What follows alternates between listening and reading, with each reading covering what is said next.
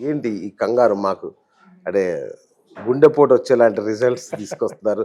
సరే, ఒకడు ఒకటి అట్లా కాదు. శాస్త్రీయత అన్నప్పుడు దాదాపు అన్నీ ఒకలా ఉండాల్సిన పరిస్థితి. కానీ ఇక్కడ చూస్తుంటే కొన్నేమో బీఆర్ఎస్‌కి 80, 90 వస్తాయంటారు.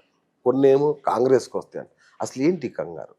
అంటే ఎలక్షన్‌లో మనకు మేజర్‌గా opinion poll, pre poll survey, exit poll ఈ ఓకే. 3 విషయాలు గనుక మనం ఒకసారి బేరీజ్ వేసుకుంటే, ప్రీ పోల్ సర్వేలో మీరు ఏం చెప్పినా నడుస్తది. అంటే నంబర్ ఆఫ్ పర్సన్స్ ఎక్కువ మందిని కలుస్తాము, ఎక్కువ శాంపిల్ తీసుకుంటాము. ఆ మూడ్ ఆఫ్ ద స్టేట్ ఎలా ఉంది, మూడ్ ఆఫ్ ద పార్టీ పరిస్థితి ఎలా ఉందనేది చెప్పడానికి ఒక అవకాశం ఉంటుంది. ఓకే. మీరు వేరే ఎగ్జిట్ పోల్ దగ్గరికి వచ్చినప్పుడు ఏం కావాలంటే, ఓటేసి వచ్చి బయటికి వచ్చిన ఓటర్‌తో మాట్లాడిన అంశాన్ని మాత్రం మీరు నోట్ చేయాల్సి ఉంటుంది. అవును. సో ఇట్లా ఎంతవరకు పాజిబిలిటీ ఉంటుంది, ఎన్ని శాంపిల్స్ తీసుకుంటాము, ఎన్ని టీమ్స్ ఎంతమందిని కలిస్తే ఎగ్జిట్ పోల్‌లో వచ్చే యాక్యురసీ ఉంటుందా డిపెండ్ అనేది ఉంటుంది. ఓకే. సో అందుకనే నిన్న వచ్చిన ఎగ్జిట్ పోల్‌కి జనరల్‌గా ఇప్పటివరకు జాతీయ స్థాయిలో చూసుకున్నా, రాష్ట్రాల స్థాయిలో చూసుకున్నా ఎగ్జిట్ పోల్‌లు నిజమైన శాతమే ఎక్కువుంది. ఓకే. కొన్నిసార్లు బోర్లా పడ్డాయి, మరీ బొక్క బోర్లా పడ్డాయి, తిరగబడ్డాయి. ఈ పార్టీ గెలుస్తుందనుకుంటే ఆ పార్టీ గెలిచిన సందర్భాలున్నాయి. టోటల్‌గా ఫిగర్సే రివర్స్ అయిన సందర్భాలు కూడా మనం ఎగ్జిట్ పోల్ దగ్గర చూడొచ్చు. కానీ మెజారిటీగా అయితే ఎక్కువ సందర్భాల్లో ఎగ్జిట్ పోల్‌లు ఒక 2 సీట్లతో అటు ఇటుగానో, ఓ 10 సీట్లు అటు ఇటుగానో నిజాలైన సందర్భం ఉంది. ఓకే. కానీ మనం నిన్న చూడండి 5 రాష్ట్రాల్లో ఎగ్జిట్ పోల్ వస్తే ఒక్క తెలంగాణలోనే యాంగ్విటీ ఉంది. అవును. మిగతా 4 రాష్ట్రాల్లో క్లారిటీగా ఉంది. వాళ్ళు ఎవరికి చెప్తే వాళ్ళకొచ్చే మిగతా డిఫరెంట్ సంస్థలైనా గానీ ఒకే టైప్ ఆఫ్‌లో ఇచ్చినాయి. ఓకే. పెద్దగా తేడా అయ్యలేదు. రైట్.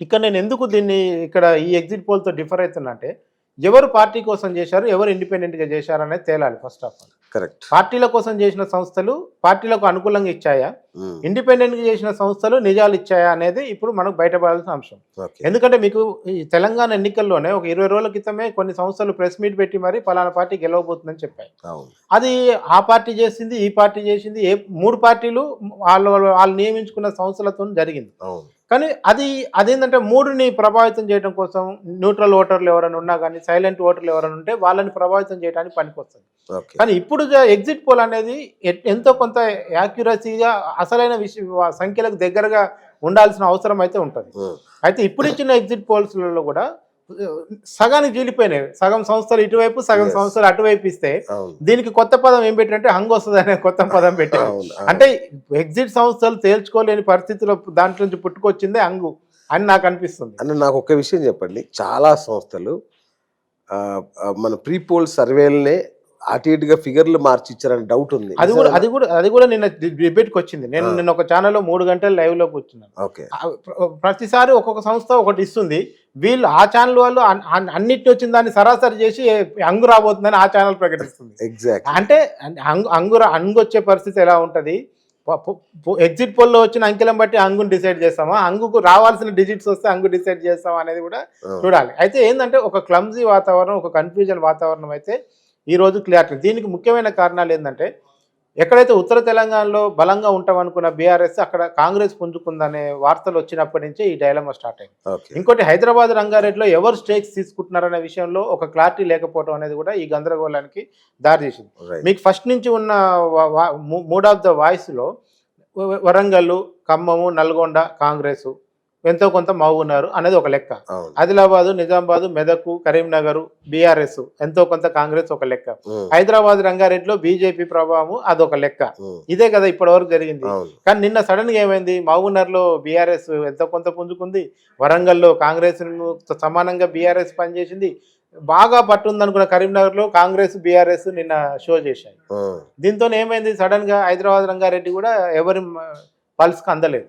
హైదరాబాద్ రంగారెడ్డి పూర్తిగా బీఆర్ఎస్ అంటారే. అదే ఇప్పుడు మీరు అట్లంటే కరీంనగర్‌లో వేరే పార్టీని ఊహిస్తామా మరి? తెలంగాణ ఉద్యమం మొదలుపెట్టిన కాంచి ఈ రోజు వరకు మీరు కరీంనగర్ ఇచ్చినంత సపోర్ట్ ఇంకేదైనా జిల్లా ఇచ్చిందా టీఆర్ఎస్ పార్టీకి? ఈ గతంలో ఎన్నడూ ఇవ్వలేదు కదా. మనకి ఏ లెక్కలు బై ఎలక్షన్లు వచ్చినా కరీంనగర్ నిలబెట్టి 2 లక్షల మెజార్టీతో గెలిపించింది. ఇంకా ఏ సందర్భంలో వచ్చినా కరీంనగర్ టీఆర్ఎస్ పార్టీకి అనుకూలంగానే ఉన్నది. ఇవాళ సడన్‌గా బీజేపీ షో చేయటం, కాంగ్రెస్‌కి పాజిటివ్‌గా మారటం అనేది మొత్తం ఫలితాల మీద కూడా ఒక ప్రభావం అనేది చూపిస్తున్నది. సో అందుకనే హైదరాబాద్ రంగారెడ్డి వన్ సైడ్ ఉందా లేదా, ఆ 25 గ్రేటర్ హైదరాబాద్ స్థానాలు ఎవరి వైపు ఉన్నాయి? ఎందుకంటే అందులో బీజేపీ స్టేక్స్ ఉన్నాయి, బీఆర్ఎస్ స్టేక్స్ ఉన్నాయి. కాంగ్రెస్‌కి ఆశలే లేవన్నారు. ఇప్పుడు మరి నిజంగా కాంగ్రెస్ ఆశలు లేకపోతే వన్ సైడ్ గా అన్ని ఎగ్జిట్ పోల్ బీఆర్ఎస్ వైపు రావాలి, రాలేదు. అవును. సో ఈ అంబిక్విటీ ఎక్కడి నుంచి స్టార్ట్ అయింది అనే విషయాన్ని మనం ఒక్కొక్కటి పరిశీలించుకో వస్తుంటేనే వస్తుంది అనుకున్న జిల్లా రాకపోవటము, క్లీన్ స్వీప్ అయితే అన్న జిల్లాలు కాకపోవటము, కొత్తగా బీజేపీ సడన్ గా ఒక 30 సీట్లలో ఎమర్జ్ అయి పనిచేయడం అనేది కూడా ఈ మొత్తం గందరగోళానికి దారితీసినట్టు కనపడుతుంది. సరే ఇవన్నీ ఫిగర్స్ మీరు చెప్తున్నారు, సరే ఎలా తెలిసింది ఇది అసలు? అంటే దీనికున్న శాస్త్రీయత ఏంటి? ఓకే, శాస్త్రీయ పద్ధతిలో నిర్ధారణ అంటారు కదా ఎగ్జిట్ పోల్స్, ఏంటి ఆ శాస్త్రీయ పద్ధతి అంటే ఏంటి అసలు? ఒకటే ఫస్ట్ బేసిక్ మెథడాలజీ ఏంటంటే ఓటేసి వచ్చిన వాళ్ళని రకరకాల కేటగిరీలుగా విభజించుకొని వాళ్ళ దగ్గర శాంపిలింగ్ కలెక్ట్ చేయడం అనేది ఒక పద్ధతి. ఓకే, దీంట్లో ఉమెన్ సపరేట్ రికార్డ్ చేయాలి, నిరుద్యోగులు సపరేట్ చేయాలి, రైతులు సపరేట్ చేయాలి, ఇట్లా క్లాస్ ఏ వర్గం వాళ్ళది వాళ్ళు రికార్డ్ చేయాలి. అది ఎంత టైము ఈ శాంపిల్కి కేటాయించారు, ఎంత క్వాలిటీ ఇన్పుట్ వచ్చింది. ఎందుకంటే ఓటేసి వచ్చిన వాళ్ళందరూ కూడా దేనికి ఏమైనా వెంటనే ఉరికొచ్చి అని చెప్పరు, దాదా నేను కాంగ్రెస్కి వచ్చిన అని ఎవరేం చేయబట్టుకుని నేను చెప్పరు. అంత సింపుల్ కూడా కాదు. ఒక వ్యక్తి నోట్లోంచి వాస్తవాన్ని బయటికి దించడం, అది ముఖ్యంగా ఓట్ల విషయంలో తీర్చడం అంటే వానికి రేపటి నుంచి గ్రామంలో చాలా సమస్యలు ఉంటాయి. మీరు ఈ పార్టీకి ఓటేసినట్టు ఆ పార్టీ కక్ష కడతారు, ఆ పార్టీకి వేసినట్టు ఈ పార్టీ కక్ష కడతారు. అయితే మనకేంటంటే జనరల్గా ఒక టెండెన్సీ, ఒక ఎలక్షన్ అనగానే మనకు తెలుస్తుంది. మీ ఊరినే తీసుకోండి, మీ ఊర్లో ఏ వాడకట్టుడు ఎవరిని ఓటేస్తాడో మీరు ఇక్కడ కూర్చొని చెప్తారా, చెప్పరా? చెప్పొచ్చు. ఓకే, మీకు ఒక అంచనా ఉంటుంది. బీసీలు అందరూ ఇటువైపు ఉంటారు, దళితులు ఇటువైపు వేస్తారు, రెడ్డిలు ఇటువైపు వేస్తారని మీకు ఒక ప్రాథమిక అంచనా ఉంటుంది.